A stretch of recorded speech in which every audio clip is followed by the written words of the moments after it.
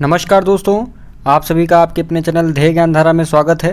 आज हम लोग यूपीएससी पेट 2023 एग्ज़ाम के लिए जो घटना चक्र टो सीरीज है, आप सभी को पता होगा कि टो सीरीज जो घटना चक्र की आती है उसमें 10 प्रैक्टिस सेट दिए रहते हैं। हम लोगों ने पहला प्रैक्टिस सेट कर लिया है, तो यदि आपने अभी तक वह सेट नहीं देखा है तो आप इस चैनल की प्लेलिस्ट में जाकर वह सेट देख सकते हैं। आज हम लोग स्टार्ट करने वाले हैं दूसरा सेट। तो टोटल सामान्य अध्ययन के मतलब कि जीएस के टोटल हम लोग 50 प्रश्न इसमें देखने वाले हैं। तो चलिए बिना टाइम गंवाए स्टार्ट करते हैं आज का सेशन। पहला प्रश्न है कि निम्नलिखित में से किस देश की सीमा भारत के साथ नहीं लगती है। 4 ऑप्शन दिए गए हैं, इसमें जो सही उत्तर होगा वह होगा ऑप्शन बी। काफ़ी आसान प्रश्न है। आप सभी जानते हैं कि जो हमारा प्यारा भारत देश है तो उसके जो है यहाँ उत्तर पूर्व में नेपाल और म्यांमार और बांग्लादेश तीनों जो है सीमा साझा करते हैं, लेकिन ईरान सीमा साझा नहीं करता है। ठीक है। दूसरा प्रश्न है कि क्षेत्रफल की दृष्टि से भारत का सबसे बड़ा राज्य कौन सा है। 4 ऑप्शन दिए गए हैं, तो इसमें जो क्षेत्रफल की दृष्टि से भारत का सबसे बड़ा राज्य है वह है Rajasthan. Option C correct answer हो जाएगा राजस्थान। देखिए, क्षेत्रफल की दृष्टि से यदि हम बात करें तो पहले पर आ जाता है राजस्थान और सेकंड नंबर पर क्रमशः आप लोग ध्यान रखिएगा आता है एमपी मतलब कि मध्य प्रदेश, और तीसरे नंबर की यदि बात करें तो वह हो जाता है महाराष्ट्र। इसलिए फर्स्ट पे आपको ध्यान रखना है राजस्थान। और यदि राजस्थान या जो है ऑप्शन में ना दिया होता तब पूछता कि भारत का सबसे बड़ा राज्य कौन सा है, जिसमें महाराष्ट्र, मध्य प्रदेश, तमिलनाडु और राजस्थान की जगह पर कोई भी और प्रदेश का नाम दिया होता तो आप क्या लगाते, दूसरे नंबर पर जो सबसे बड़ा है जैसे कि मध्य प्रदेश, या आप लोग सही टिक करते। ठीक है। तो इसी प्रकार से चलते हैं अपने तीसरे प्रश्न की तरफ। प्रश्न है कि निम्नलिखित में से कौन सा युग्म गलत है। तो कौन सा युग्म गलत है इसमें सही पहचान करना है। तो इसका जो सही उत्तर होगा वह होगा ऑप्शन बी। ये जो बिहू है वह बिहार का जो है यह नृत्य नहीं है। कहाँ का नृत्य है यह? बिहू आप सभी जानते होंगे यह असम का नृत्य है, असम का नृत्य है, लेकिन बिहार का यह नहीं, इसलिए जो है यही उत्तर आपका सही हो जाएगा। चलिए हम और भी ऑप्शन देखते हैं। जो ए ऑप्शन में दिया गया है घूमर, आपको सभी को पता होना चाहिए कि घूमर कहाँ का है, राजस्थान का। भांगड़ा और गिद्दा ये दोनों कहाँ के हैं, पंजाब के। लावड़ी जो नृत्य है तो यह कहाँ का है, या महाराष्ट्र का है। ठीक है। अगला प्रश्न है 4th नंबर का कि निम्नलिखित में से कौन सा पुरस्कार साहित्यिक कार्य के लिए दिया जाता है, मतलब कि साहित्य में जो यह दिया जाता है कौन सा पुरस्कार है। देखिए, इसमें जो ऑप्शन सी दिया गया है व्यास सम्मान या व्यास पुरस्कार या साहित्य के क्षेत्र में दिया जाने वाला पुरस्कार है। ठीक है। और यदि बात की जाए अर्जुन पुरस्कार की तो आप सभी जानते होंगे कि अर्जुन पुरस्कार किस चीज़ के लिए दिया जाता है, खेल के क्षेत्र में। ठीक है। तो व्यास सम्मान आपका होगा साहित्य से रिलेटेड और अर्जुन पुरस्कार आप सभी को पता है खेल से रिलेटेड। अब ऑप्शन बी में आते हैं, दिया गया है अशोक चक्र। तो आप सभी जानते होंगे जो अशोक चक्र है और जो डी ऑप्शन में दिया गया है गीता चोपड़ा पुरस्कार, यह दोनों पुरस्कार वीरता के लिए दिए जाने वाले पुरस्कार हैं। ठीक है, ध्यान रखिएगा, अशोक चक्र और गीता चोपड़ा पुरस्कार वीरता के लिए दिए जाने वाले पुरस्कार हैं। ठीक है। अब यदि हम बात करें कि व्यास सम्मान के बारे में यदि हम लोग बात कर लें तो आप सभी जानते हैं कि यह साहित्य के क्षेत्र में दिया जाता है, जैसा कि प्रश्न में पूछा गया है। और यदि इसकी बात करें कि किस फाउंडेशन के द्वारा प्रदान किया जाता है तो के बिड़ला फाउंडेशन के द्वारा यह जो है स्थापित पुरस्कार है। ठीक है। और यदि 2022 में बात करें, अभी जो लेटेस्ट दिया गया 2022 का व्यास सम्मान ज्ञान चतुर्वेदी को उनके उपन्यास पागलखाना के लिए प्रदान किया गया है। ठीक है। चलते हैं अपने अगले प्रश्न की तरफ। प्रश्न है कि अंतर्राष्ट्रीय योग दिवस प्रतिवर्ष किस दिन मनाया जाता है। तो अंतर्राष्ट्रीय जो योग दिवस है वह प्रतिदिन 21 जून को मनाया जाता है, इसलिए ऑप्शन बी इसका करेक्ट आंसर हो जाएगा। ठीक है। अब यहाँ पर प्रश्न उठता है, यदि प्रश्न पूछ लिया जाए कि पहला अंतर्राष्ट्रीय योग दिवस कब मनाया गया था, तो आप सभी जानिएगा कि 2015 को 21 जून 2015 से यह स्टार्ट है। पहली बार 2015 में यह मनाया गया था। नेक्स्ट क्वेश्चन है कि विश्व खाद्य कार्यक्रम WFP संयुक्त राष्ट्र की खाद्य सहायता शाखा है, इसका मुख्यालय पूछा गया है कहाँ होगा। तो जो विश्व खाद्य कार्यक्रम है इसका मुख्यालय रोम में है। ऑप्शन डी बिल्कुल सही उत्तर हो जाएगा। और यदि इसकी स्थापना पूछी जाए कि खाद्य कार्यक्रम या जो विश्व खाद्य कार्यक्रम है इसकी स्थापना कब की गई थी, तो आपको सन भी ध्यान रखना है, 1961 में इसकी स्थापना की गई थी। ठीक है। नेक्स्ट क्वेश्चन है कि the man who made the elephant dance प्रसिद्ध उद्यमी की आत्मकथा है। तो उनका नाम बताना है कि जो प्रसिद्ध उद्यमी हैं, 4 ऑप्शन में दिए गए हैं, इसमें किनकी जो आत्मकथा है, ऑटोबायोग्राफी, वह जो दी गई है the man who made the elephant dance. तो इसका जो सही उत्तर होगा वह होगा option B, doctor Verghese Kurien. ठीक है, इनकी यह आत्मकथा है। 8वां नंबर क्वेश्चन है कि भारत के संविधान में निर्धारित की गई लोकसभा में सदस्यों की अधिकतम संख्या हो सकती है। तो लोकसभा में अधिकतम संख्या जो सदस्यों की हो सकती है वह है 552। इसलिए जो सही उत्तर होगा 550, इसलिए जो सही उत्तर होगा वह होगा ऑप्शन डी 550। ठीक है। अब हम चलते हैं अपने अगले प्रश्न की तरफ। प्रश्न है कि 1991 में नई आर्थिक नीति में अपनाई गई मुख्य रणनीति थी। तो आप सभी को पता है कि नई जो आर्थिक नीति आई थी, यह सन आपको ध्यान रखना है 1991 में आई थी और इसका जो मुख्य अपनाई गई इसकी रणनीति है तो वह उदारीकरण, निजीकरण और वैश्वीकरण, यह तीनों ऑप्शन सही हो जाएंगे। इसलिए इसका जो सही उत्तर होगा वह होगा ऑप्शन डी, उपयुक्त सभी। ठीक है, एलपीजी रिफॉर्म बोला गया था, आपको सबको पता होगा। तो यही उदारीकरण, निजीकरण और वैश्वीकरण। क्वेश्चन डी 10 नंबर का क्वेश्चन है कि हरित क्रांति में किसे शामिल नहीं किया गया है। तो इसका जो सही उत्तर होगा वह होगा ऑप्शन ए, गांव की सड़कों में सुधार या हरित क्रांति का लक्ष्य नहीं था। ठीक है, बाकी जो बी ऑप्शन में दिया गया है, सी ऑप्शन में और डी ऑप्शन में, यह तीनों हरित क्रांति के जो है कार्यक्रम के लक्ष्य थे। ठीक है। नेक्स्ट क्वेश्चन है कि निम्नलिखित में से किस वर्ष में भारतीय रिजर्व बैंक मतलब कि आरबीआई ने शहरी सहकारी बैंकों के लिए लाइसेंसिंग नीति को उदार बनाया था। ठीक है, देखिए इस प्रकार की भी प्रश्न आपके पूछे जाते हैं। ठीक है, तो इसमें जो सही उत्तर होगा वह होगा 1993, मतलब कि ऑप्शन सी इसका सही उत्तर हो जाएगा। 12 नंबर क्वेश्चन है कि वर्कला, चौवारा और चौक्कड़ और नतीका यह जो है किस राज्य के समुद्र तट हैं। तो इसका जो सही उत्तर होगा वह होगा केरल। ऑप्शन डी बिल्कुल सही उत्तर हो जाएगा।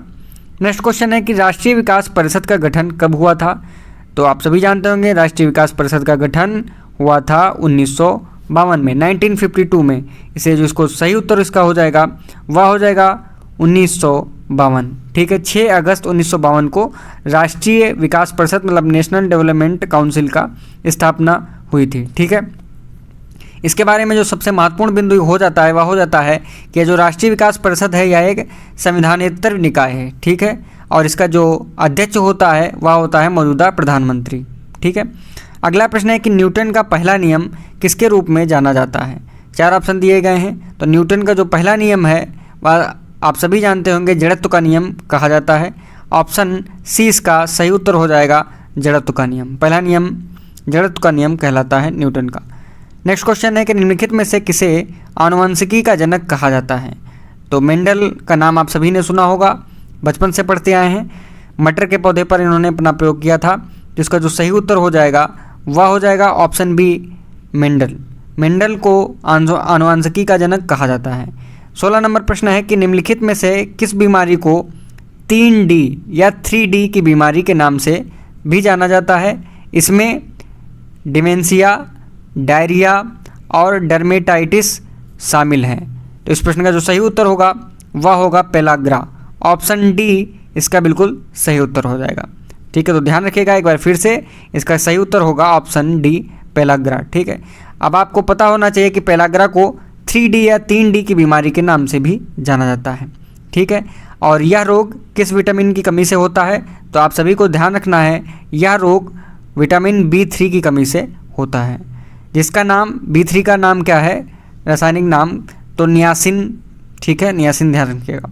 अगला प्रश्न है कि ठोस कार्बन डाइऑक्साइड को क्या कहते हैं। सिंपल सा प्रश्न है। ऑप्शन डी इसका जो सूखा बर्फ है, सूखी बर्फ दिया गया है, वह जो है किसका रूप होता है, सूखी बर्फ, ठोस कार्बन डाइऑक्साइड। ठीक है, ठोस कार्बन डाइऑक्साइड। 17 नंबर प्रश्न है कि निम्नलिखित में से किस प्रकार के जल का निर्माण होता है। तो आप सभी जानते होंगे जल का निर्माण किसके द्वारा होता है, जल से होता है। ठीक है, तो इसका जो सही उत्तर होगा वह होगा ऑप्शन सी, कार्बन डाइऑक्साइड। ठीक है, और यह रोग किस विटामिन की कमी से होता है। 18 क्वेश्चन नंबर है कि धोने का सोडा क्या है। तो धोने का सोडे का रासायनिक नाम बताना है। तो इसका जो सही उत्तर होगा वह होगा सोडियम कार्बोनेट। ऑप्शन डी जो है सही उत्तर हो जाएगा। अगला प्रश्न है कि भारतीय संविधान का निम्नलिखित में से कौन सा अनुच्छेद विधि के समक्ष समता के अधिकार से संबंधित है। तो विधि के समक्ष समता आपको किस आर्टिकल में देखने को मिलता है। तो आर्टिकल 14 में आपको विधि के समक्ष समानता देखने को मिलता होगा, नहीं आर्टिकल 15 में। तो इसलिए इसका जो सही उत्तर होगा वह हो जाएगा ऑप्शन बी अनुच्छेद 14। क्षमा करिएगा, अनुच्छेद 15 जो है बोल दिया था। अनुच्छेद 14 होगा कि कौन सा अनुच्छेद जो है विधि के समक्ष समता का अधिकार संबंधित है। तो अनुच्छेद 14 जो है विधि के समक्ष समता के अधिकार से संबंधित है, आर्टिकल 14। ठीक है। नेक्स्ट क्वेश्चन है कि भारतीय संविधान का अनुच्छेद 44 नागरिकों के लिए समान नागरिकता संहिता से संबंधित है। तो आप सभी लोग जानते होंगे कि भारतीय संविधान का जो अनुच्छेद 44 आता है तो किसके अंतर्गत यह आता है। यह आता है DPSP के अंतर्गत, मतलब कि राज्य के नीति निर्देशक सिद्धांतों के अंतर्गत आता है। तो इसका सही उत्तर हो जाएगा ऑप्शन ए। ठीक है। आप सभी जानते होंगे जो DPSP हैं यह किस भाग में रखे गए हैं, संविधान भारतीय संविधान के किस भाग में। तो चौथे भाग में रखे गए हैं। ठीक है। आप सभी जानते होंगे आर्टिकल यदि पूछा जाए तो आर्टिकल 36 से आर्टिकल 51 तक DPSP की बात की गई हमारे भारतीय संविधान में। तो इसी के अंतर्गत आ जाता है अनुच्छेद 44 नागरिकों के लिए समान नागरिक संहिता। ठीक है। नेक्स्ट क्वेश्चन है कि संविधान सभा के पहले अस्थायी अध्यक्ष कौन थे। अस्थायी अध्यक्ष इसमें बात की गई है। तो जो संविधान सभा के पहले अस्थायी सदस्य थे, अध्यक्ष थे, वह थे डॉक्टर सच्चिदानंद सिन्हा।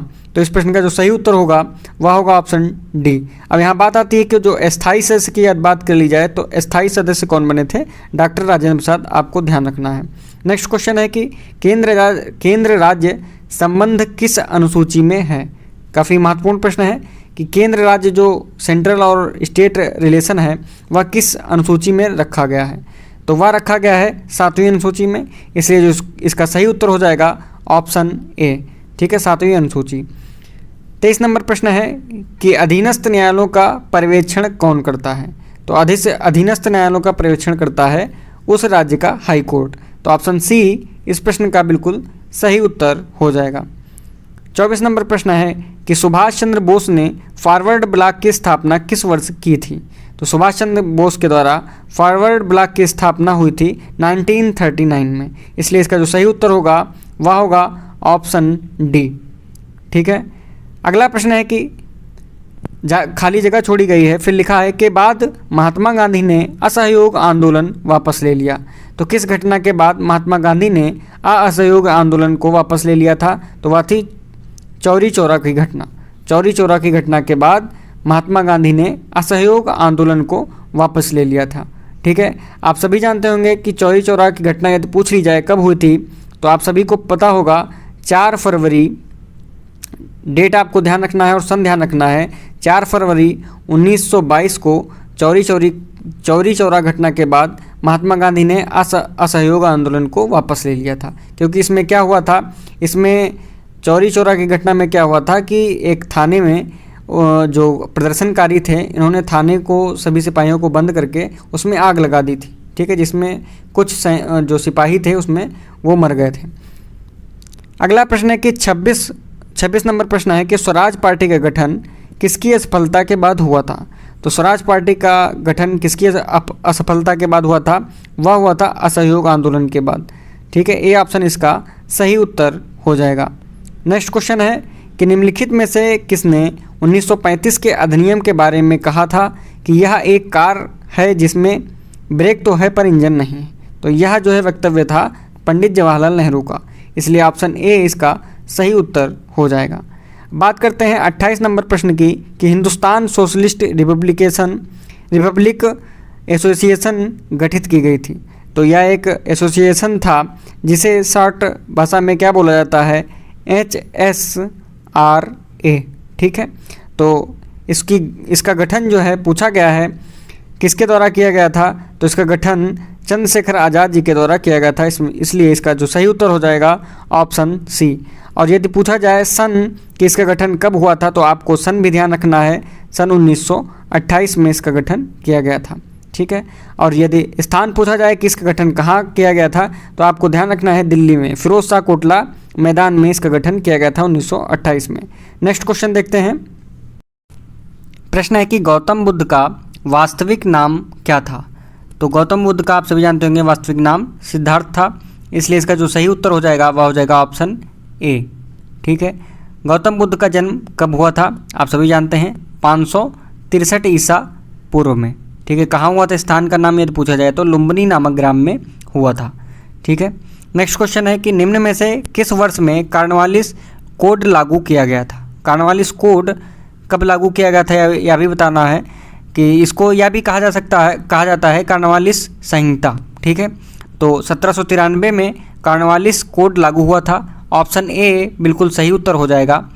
देखिए, यह जो है शक्तियों के पृथक्करण सिद्धांत पर आधारित थे।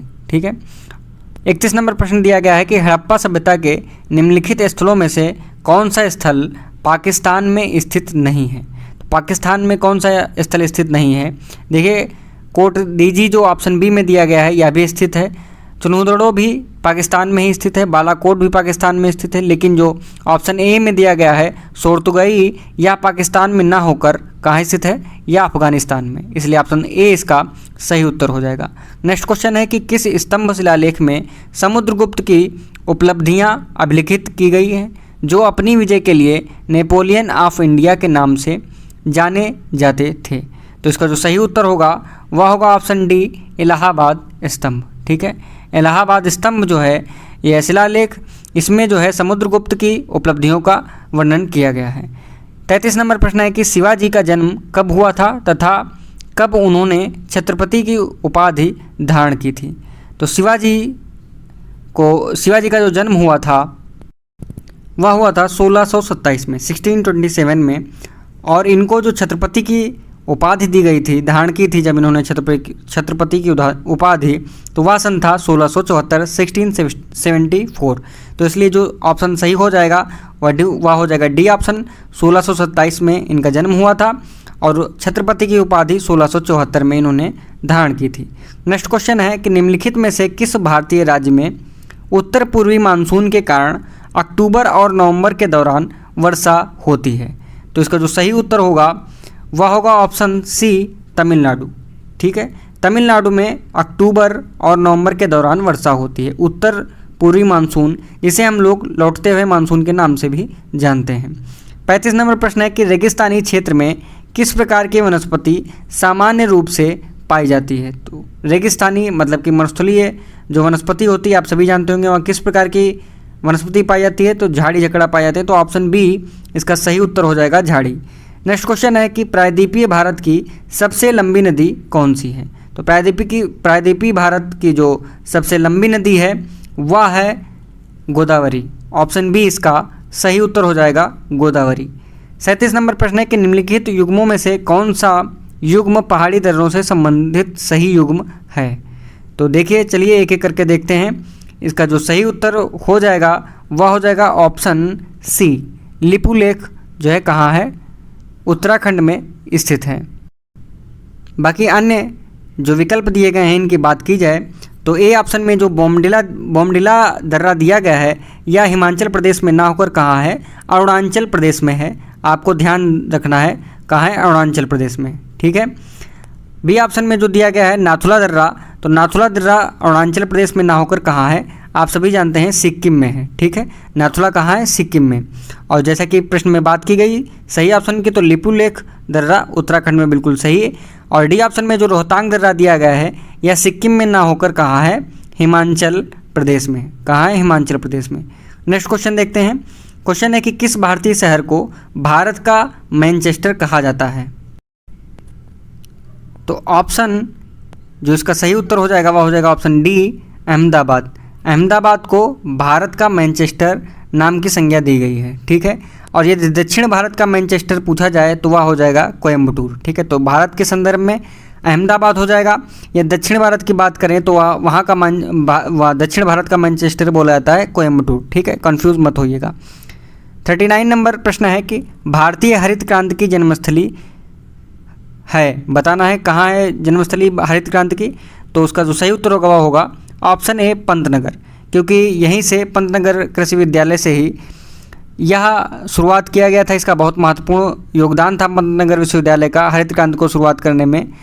तो यही आपको ध्यान रखना है। बाकी अगर जो अलग फैक्ट देखें तो हरित क्रांति कब प्रारंभ की गई थी, तो आपको बार बार जैसा कि हमने बताया है 1966 से। ठीक है, नेक्स्ट क्वेश्चन है कि निम्नलिखित का मिलान कीजिए। मिलान करना है, एक तरफ देश दिए गए हैं, एक तरफ उनकी मुद्राएं दी गई हैं। तो सही मुद्राओं का पहचान करना है कि किस देश की सही मुद्रा क्या होगी। तो चलिए देखते हैं, यूक्रेन की बात करते हैं। ए नंबर में जो दिया गया है यूक्रेन, तो यूक्रेन की जो मुद्रा होगी वह हो जाएगी, सही हो जाएगा ऑप्शन 3 रिविन्या। ठीक है, और भूटान की बात करें तो इसका जो सही उत्तर हो जाएगा वह हो जाएगा नुगुल्ट्रम, ए बिल्कुल सही हो जाएगा। और क्यूबा की जो मुद्रा होती है उसे बोलते हैं पेसो। ठीक है, और रोमानिया की जो मुद्रा है बचा हुआ ऑप्शन 2। ठीक है, तो क्या हो जाएगा, ए का सही करेक्ट हो जाएगा 3 नंबर। तो ए ही ऑप्शन में ये 3 नंबर दिया गया है, बाकी किसी में भी नहीं है। तो एलिमिनेट मेथड से भी आप कर सकते हैं इसको, 3 1 4 2। नेक्स्ट क्वेश्चन है कि अगस्त, देखिए अब यहाँ से जो 61 नंबर क्वेश्चन थे, यहाँ तक हम लोगों ने 40 नंबर तक जो जीएस क्वेश्चन पोर्शन था वह सब हम लोगों ने निपटा लिया है। अब जो 61 नंबर से स्टार्ट है 61 से 70 नंबर तक, यह जो है करंट अफेयर और स्टैटिक्स का रहेगा। टोटल आपके इस सेट का जो 10 सेट हम कराने वाले हैं, तो उसमें 50-50 क्वेश्चन जीएस के रहने वाले हैं। 61 नंबर प्रश्न है कि अगस्त 2023 में यूथ 20 शिखर सम्मेलन 2023 कहाँ आयोजित किया गया था। तो सही उत्तर हो जाएगा Varanasi, option be the right answer, Varanasi में यूथ 20 शिखर सम्मेलन आयोजित किया गया था। 62 नंबर प्रश्न है कि देश के पहले हाइड्रोजन ईंधन से जुड़े उद्योग की स्थापना कहाँ की गई थी। तो वह जमशेदपुर में, ऑप्शन सी बिल्कुल सही उत्तर हो जाएगा। अब चलते हैं अगले प्रश्न की तरफ। प्रश्न है कि अगस्त 2023 में किस राज्य में भारत का पहला कृषि डाटा एक्सचेंज और कृषि डेटा प्रबंध फ्रेमवर्क लॉन्च किया गया। तो वह किया गया तेलंगाना में। तो ऑप्शन डी इसका सही उत्तर हो जाएगा। अगला क्वेश्चन है 64, 15 अगस्त 2023 को प्रसिद्ध सामाजिक कार्यकर्ता और सुलभ इंटरनेशनल के संस्थापक डॉक्टर बिंदेश्वर पाठक का निधन हो गया। उन्हें किस वर्ष पद्म भूषण से सम्मानित किया गया था। तो उन्हें पद्म भूषण दिया गया था 1991 में। तो ऑप्शन सी इसका सही उत्तर हो जाएगा। अगला प्रश्न है कि जुलाई 2023 में कौन सा राज्य आधिकारिक तौर पर लंपी त्वचा रोग पॉजिटिव राज्य घोषित किया गया है। तो इसका जो सही उत्तर होगा वह होगा Nagaland, option B. 66 number question है कि विश्व का सबसे बड़ा संग्रहालय कहाँ बनाया जाएगा। तो वह बनाया जाएगा नई दिल्ली में, इसलिए ऑप्शन सी इस प्रश्न का सही उत्तर हो जाएगा। अगला प्रश्न है कि प्रतिष्ठित लोकमान्य तिलक राष्ट्रीय पुरस्कार 2023 किसे प्रदान किया गया। मोस्ट इंपॉर्टेंट क्वेश्चन है कि लोकमान्य तिलक राष्ट्रीय पुरस्कार 2023 जो दिया गया वह ध्यान रखिएगा भारत के प्रधानमंत्री श्री नरेंद्र मोदी जी को दिया गया है। ऑप्शन बी इस प्रश्न का सही उत्तर हो जाएगा। नेक्स्ट क्वेश्चन है कि जुलाई 2023 में शुरू की गई मेरा गांव मेरी धरोहर परियोजना का मुख्य उद्देश्य भारत के कितने गांवों का सांस्कृतिक मानचित्रण करना है। तो इसका जो सही उत्तर होगा वह होगा ऑप्शन नंबर सी। ठीक है, ऑप्शन नंबर सी इस प्रश्न का सही उत्तर हो जाएगा। 6.5 लाख गाँव को मानचित्रीकरण करना इसका उद्देश्य है। अगला प्रश्न है कि अगस्त 2023 में 9वें राष्ट्रमंडल संसदीय संघ भारत क्षेत्र सम्मेलन 2023 कहाँ आयोजित हुआ। तो इस प्रश्न का जो सही उत्तर होगा वह हो जाएगा उदयपुर, जो कि राजस्थान में है। ये ऑप्शन इसका सही उत्तर होगा। जून 2023 में किस राज्य के पुलिस विभाग द्वारा राज्य में अपराधियों और माफियाओं से निपटने हेतु ऑपरेशन कन्विक्शन नामक नई पहल शुरू की गई। तो वह कहाँ शुरू की गई यह पहल, उत्तर प्रदेश में, ऑप्शन डी इस प्रश्न का एकदम सही उत्तर हो जाएगा। तो दोस्तों आप सभी के सामने यह टोटल 50 प्रश्न प्रस्तुत किए गए जीएस के टो सीरीज के जो सेट नंबर 2 है, तो उसके सामान्य अध्ययन के 50 प्रश्न यहाँ पर टोटल आपने डिस्कस किए। तो यदि यह वीडियो आपके लिए यूज़फुल हो तो आप इस वीडियो को लाइक कीजिए, और यदि अभी तक चैनल को सब्सक्राइब नहीं किया है तो चैनल को सब्सक्राइब कर लीजिए, अपने दोस्तों के साथ शेयर कीजिए। धन्यवाद।